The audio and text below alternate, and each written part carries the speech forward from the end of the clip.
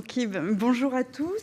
Donc, je suis Caroline Méjean. Je vais vous parler des faits marquants du projet CARI. Alors, l'année 2025 et le début de 2026 ont été riches en faits marquants pour ce projet. Alors, petit rappel, CARI, c'est un observatoire qui vise à produire des données de suivi sur les comportements alimentaires à La Réunion, leur durabilité d'un point de vue nutritionnel, environnemental, social et économique, et leurs déterminants individuels et environnementaux pour, in fine, identifier les populations les plus vulnérables, pour étudier les leviers pour une alimentation plus durable et pour, à plus long terme, analyser les effets des transitions. Donc, CARI se veut être un prototype reproductible dans les autres régions d'outre-mer. Donc, on est attentif aux conditions de faisabilité et de pérennité dans les contextes ultramarins. Et puis, on a une dynamique d'harmonisation d'outils, d'enquêtes et d'indicateurs dans ce projet. Alors, qui dit comportement alimentaire, Bénédicte l'a dit, pour étudier les comportements alimentaires à La Réunion, il a fallu développer et valider un outil. Donc, c'est un questionnaire de fréquence de consommation alimentaire qui est composé de 185 items et qui couvre en fait 465 aliments et boissons adaptés à la fois aux pratiques des Réunionnais mais aussi aux enjeux nutritionnels de ce territoire. On a travaillé avec une équipe de diététiciennes locales et donc vous voyez là notre questionnaire qui mesure l'alimentation sur le mois qui vient de passer, mesure à la fois la fréquence et aussi les quantités consommées.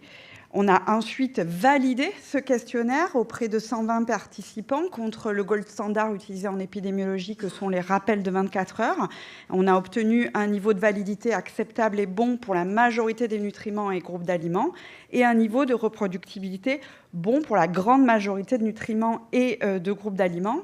Et donc ce travail, on l'a publié dans une revue internationale en nutrition que vous pouvez consulter. Et puis, comme l'a dit Bénédicte, le PEPR-SAMS a permis la collaboration avec la cohorte microbiome et le projet Mascareigne à La Réunion, pour lequel on a travaillé ensemble à l'adaptation de ce questionnaire pour une collecte auto-rapportée. Oui, parce que dans CARI, c'est une collecte avec des enquêteurs en face à face, et dans la cohorte microbiome, c'est auto-rapporté. Et donc, comme l'a dit Bénédicte, il a été passé dans la cohorte La Réunion. Un autre fait marquant, une fois qu'on a validé notre outil de mesure des comportements, c'est qu'on a réalisé une grande enquête en population pour mesurer ces comportements alimentaires. Alors, 2024 a été une année où on a construit l'enquête, réalisé le protocole, parce qu'il y a des enjeux méthodologiques forts. Notamment, il y a une grande partie de la population qui est défavorisée. À La Réunion, comment faire participer les populations défavorisées dans des enquêtes en population générale. Donc, c'est des questions qu'on s'est posées. Et aussi, on n'a pas identifié de base d'échantillonnage fiable pour réaliser notre enquête avec un sondage aléatoire. C'est pour ça qu'on a choisi de faire une étude transversale par quota, dans laquelle on a mesuré bien sûr les apports alimentaires, comme je viens de vous le montrer par le questionnaire, les caractéristiques sociodémographiques des populations, mais aussi l'insécurité alimentaire, la consommation de bio, les pratiques d'approvisionnement, l'activité physique avec un questionnaire très court et les pathologies déclarées. Alors, en janvier-février, je suis allée former les enquêteurs, puis on a réalisé une étude pilote, puis la grande enquête s'est déployée entre mars et juillet 2025 auprès de plus de 2000 personnes de 16 ans et plus sur l'ensemble du territoire réunionnais. L'enquête a subi 2 événements un peu difficiles. D'abord, le cyclone Garance, qui a ralenti le démarrage de la grande enquête, et puis une épidémie de chikungunya en avril-mai qui a ralenti le processus de l'enquête, puisque la population, on avait beaucoup de refus de la population de faire entrer des enquêteurs chez eux. Mais globalement, l'enquête a eu un accueil très favorable par la population, notamment par le sujet alimentation, mais aussi par le fait qu'on ait adapté les outils aux spécificités locales. Une difficulté qu'on a rencontrée, qui a été remontée, c'est la durée de l'entretien, qui est en moyenne d'1h06. Mais on note beaucoup de points positifs. D'abord, on avait une équipe d'enquêteurs très motivée. Et puis le fait qu'on ait eu recours au créole, c'est-à-dire que tous nos enquêteurs parlaient créole, et certains même parlaient shimaoré. Et puis aussi, la facilité a été remontée, la facilité d'enquêter chez les plus jeunes, hein, puisqu'on commençait dès 16 ans. Alors, ce sont des premiers résultats, non pas pour vous montrer les premiers résultats de l'enquête, mais plutôt pour vous donner une idée de la situation à La Réunion. Donc ici, sur l'adéquation aux recommandations du PNNS pour certains groupes d'aliments. En vert, vous avez la part de notre échantillon qui est en adéquation avec les recommandations pour ces groupes d'aliments. Donc on voit pour les fruits et légumes que c'est plutôt élevé, hein, c'est 39%, mais ce qu'il faut aussi noter, c'est qu'on a un pourcentage très élevé de petits consommateurs de fruits et légumes, c'est-à-dire en dessous de 3,5 fruits et légumes par jour. Pour les légumineuses, on voit une faible adéquation aux recommandations, et ça, c'est plutôt inattendu parce que les légumineuses, elles font partie des plats traditionnels à La Réunion. Donc, il semble que la fréquence soit élevée, mais que les quantités soient relativement faibles dans les consommations. Pour la viande rouge, on voit que 55% de notre population dépasse le repère du PNNS des 500 grammes par semaine. C'est à peu près les mêmes chiffres aussi pour la charcuterie. On voit des consommations très élevées chez les hommes, mais aussi chez les femmes à La Réunion. Et puis, pour les boissons sucrées, ce qu'il faut peut-être retenir, c'est qu'on a 22% de notre échantillon qui consomme un verre ou plus de boissons sucrées par jour, ce qui est relativement élevé.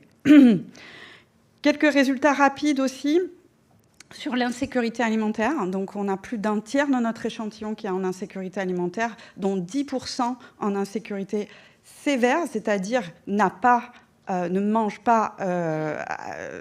accès à une alimentation tous les jours. Le statut pondéral, on a 47% de notre population qui est en surpoids ou obèse, on a 22% qui déclaraient une hypertension, 14% un diabète et 14% une hypercholestérolémie. Là, on retombe exactement sur les mêmes chiffres que le baromètre santé des DROM réalisé par Santé publique France. Et puis, en termes de niveau d'activité physique, on a quand même plus d'un tiers de notre échantillon qui est à un niveau relativement faible.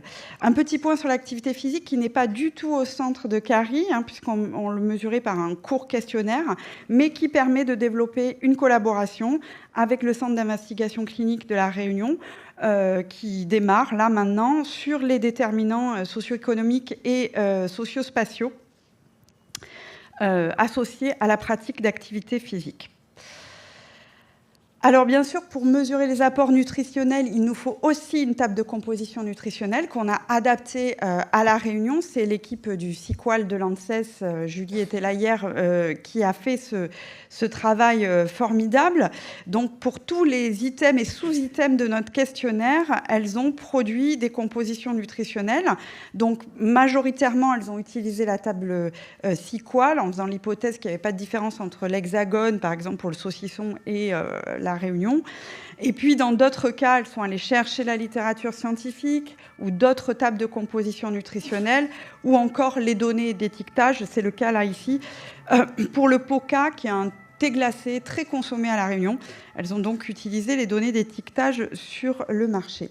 Et puis enfin, pour des aliments très spécifiques comme le bonbon cravate, le macatia, le rougail d'acatine, elles ont construit des recettes et calculé des compositions nutritionnelles. En parallèle, on a aussi réalisé, et la base de données vient d'être livrée, une base de données sur les prix alimentaires. Comme CARI se veut pérenne et reproductible dans le temps et ailleurs, on a produit un certain nombre de documents ressources pour faciliter cette reproductibilité. Je ne l'ai pas mis sur ma diapo, mais je tiens à remercier Nicolas Guinet et Christine Boiseau de Odalim qui participent au projet Interfood, qui nous ont aidés à la fois sur la réflexion sur la collecte de données en web scrapping et aussi sur l'appariement. Donc, on a collecté en 2025 plus de 8800 prix alimentaires, essentiellement dans les supermarchés, hypermarchés. Ce qui nous permet d'avoir une distribution de prix pour chaque item de notre questionnaire pondéré selon la source d'approvisionnement, que ce soit les marchés, les commerces de proximité. Et donc, on est en train de finir l'appariement de ces prix pour nos items du questionnaire pour estimer le coût des apports alimentaires. En parallèle, on a aussi construit une base de données sur la part des produits locaux versus importés. Pour ce faire, on calcule un taux de couverture. Alors, qu'est-ce que c'est ? C'est la part des produits localement sur la consommation apparente, c'est-à-dire la production locale plus les importations, moins les exportations. Et donc, pour les produits bruts, on utilise des données de production agricole et de commerce extérieur pour faire ce travail.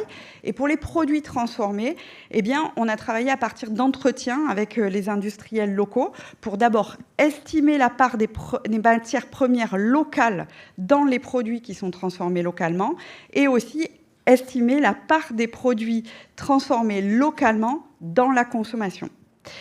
Donc voilà, il nous reste encore quelques données manquantes sur la charcuterie, les fruits de mer. Alors en perspective, on va caractériser la durabilité des régimes et des profils alimentaires qui coexistent à La Réunion d'un point de vue nutritionnel, économique et environnemental. Alors sur ce dernier point, la base de données des indicateurs d'impact environnemental n'est pas terminée. On a pu utiliser les données de l'ADEME sur les produits importés à La Réunion. Et on a réalisé aussi des analyses de cycle de vie pour calculer les impacts environnementaux sur 8 productions végétales les plus produites à La Réunion. Mais il nous reste encore les productions animales et produits transformés. Donc on va estimer quels sont les régimes les plus durables et quelles sont les synergies et tensions entre les dimensions de la durabilité à travers une thèse qui a démarré en septembre 2025 et qui est cofinancée par le PEPR SAMS à travers CARI, mais aussi par le département alimentation humaine de INRAE. On va aussi modéliser les relations entre les comportements, les pratiques d'approvisionnement et les déterminants socio-spatiaux pour notamment identifier les populations qui sont à plus haut risque nutritionnel.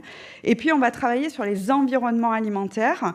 Donc, on va étudier les relations entre l'exposition au commerce alimentaire et les comportements alimentaires de notre population. Cette année, on a terminé un système d'information géographique de plus de 6000 points de vente alimentaires sur l'île de La Réunion. Et en 2026, on va pouvoir estimer pour chaque participant de notre enquête quelles sont leurs expositions au commerce alimentaire autour de leur domicile, mais aussi de leur lieu de travail et différents lieux d'activité. Voilà, je vous remercie pour votre attention. Merci beaucoup. Merci beaucoup, Caroline.